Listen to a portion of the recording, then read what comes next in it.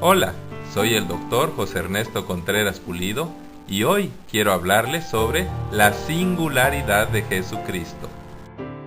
La Biblia dice que Cristo, como un cordero sin mancha y sin contaminación, fue destinado desde antes de la fundación del mundo para salvarnos y rescatarnos de nuestra vana manera de vivir. Los que saben dicen que en los 10.000 millones de humanos que ha habido aproximadamente, solo pudo haber un Cristo, porque, por ejemplo, fue el único que cumplió con más de 100 profecías bíblicas específicas. Pero además, biológicamente, hay muchas y muy interesantes razones por las que solo pudo haber un Cristo. Los que saben han encontrado que Dios tuvo que hacer miles de cosas para que cuando Cristo viniera y se manifestara a su tiempo, Él fuera único. Por ejemplo, desde la creación, Dios sobrenaturalmente tuvo que ver que en Adán y Eva existieran y se desarrollaran múltiples órganos y funciones sumamente complicadas e indispensables para que los seres humanos pudieran concebir, engendrar, dar a luz y alimentar a su descendencia. En segundo lugar, de acuerdo a eruditos como el Dr. Henry M. Morris, desde Adán y Eva, Dios cuidadosamente fue pasando a lo largo de casi 5.000 años el DNA y toda la herencia y genealogía necesarias para que al nacer Jesús fuera de la simiente de Abraham, de Isaac, de Jacob y de Judá. Como si eso fuera poco, Dios hizo todo lo necesario para que Jesús fuera de la casa y familia real de David, tanto por el lado de su madre biológica, María, como de su padre legal, José. No hace muchos años, la genética, ciencia que estudia las leyes de la herencia, descubrió cómo es que Dios logró que nunca pudiera haber dos individuos 100% iguales. Lo primero que hizo Dios es determinar que los seres humanos heredaran la mitad de la información genética por parte de la madre y el otro 50% por parte del padre. Pero además, para que un matrimonio nunca pudiera tener dos hijos iguales, durante el proceso de formación de los gametos, o sea, las células reproductoras humanas, óvulos y espermatozoides, Dios determinó que sucediera un entrecruzamiento de información en los cromosomas. Esto aseguró que nunca hubiera dos gametos con exactamente las mismas características heredables y por lo tanto que la mitad de las características heredadas por cada progenitor siempre fuera distinta. Aún en los gemelos idénticos que proceden de un mismo huevo y que en el principio tienen una información genética 100% igual, Dios determinó que durante las primeras divisiones del embrión se suprimiera la expresión de unos cuantos genes, de tal manera que una mamá observadora pudiera distinguir perfectamente, quizás por un lunar o un remolino en el pelo de la cabeza, que hay ciertas diferencias entre ellos por mucho que se parezcan. Casi 3.000 años antes de que se descubriera, la Biblia dice que en el embrión hay un libro en el cual están escritas todas las cosas que fueron luego formadas sin faltar una de ellas. Ahora se sabe que ese libro es el ADN, o sea, el ácido desoxirribonucleico que está en el núcleo de cada una de las células del embrión y que se organiza en los 46 cromosomas distintivos de nuestra especie, en los cuales se codifica toda la información necesaria para que el embrión se transforme en un recién nacido y éste, en unos 20 años, llegue a su desarrollo completo. La genómica, ciencia de reciente creación que estudia los genes, ha descubierto que el código genético, o sea, la información contenida en nuestro ADN, está escrita con unas 3.100 millones de letras, y que estas letras forman unas 30,000 frases que se llaman genes, cada uno de los cuales, en asociación con otros 2,000 a 3,000,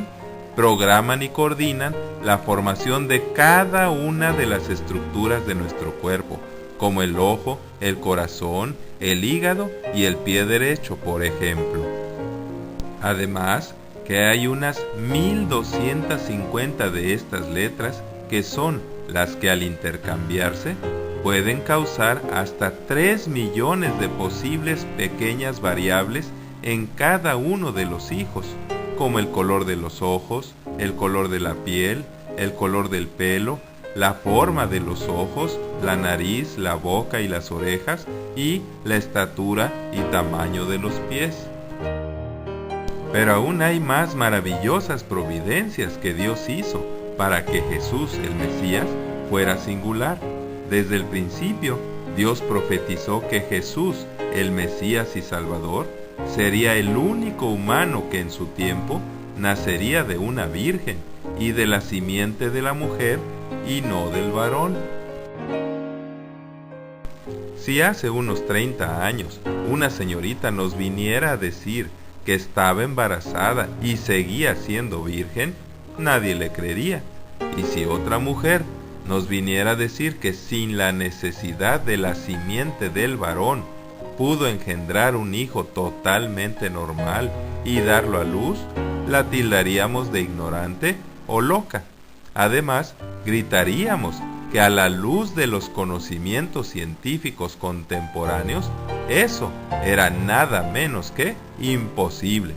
Aún nosotros, al igual que Elizabeth, esposa de Zacarías, por muchos siglos tuvimos razón para dudar de la concepción virginal de María,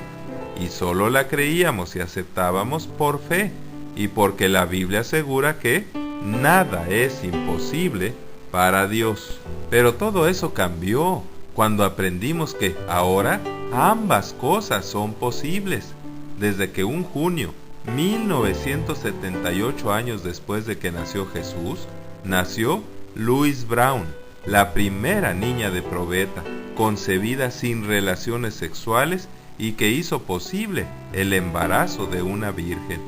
Y además, cuando en enero de 1981 nació la famosa Dolly, una oveja engendrada por clonación de un óvulo, sin la participación de un espermatozoide.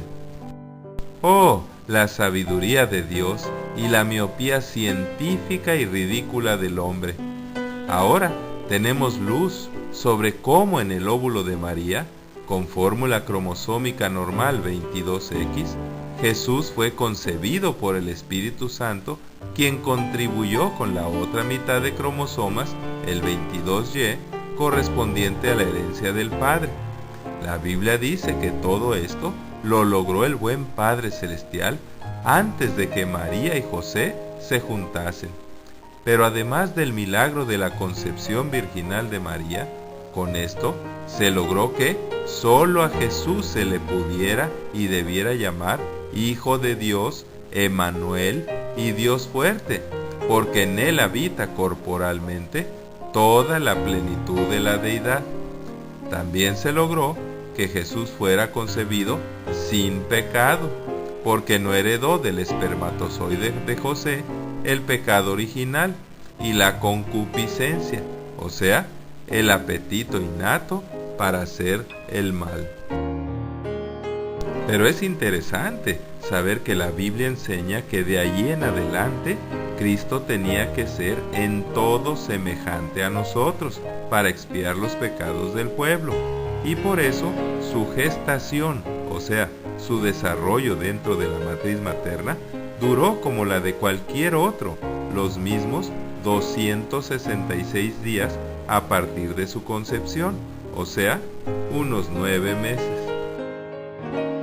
Así, su parto se desencadenó igual de súbita e inoportunamente como el de todos los demás, a tal grado que dice la Biblia que, cumplidos los días de su alumbramiento, sin ningún privilegio especial, María dio a luz a su hijo primogénito y lo envolvió en pañales y lo acostó en un pesebre porque no había lugar para ellos en el mesón.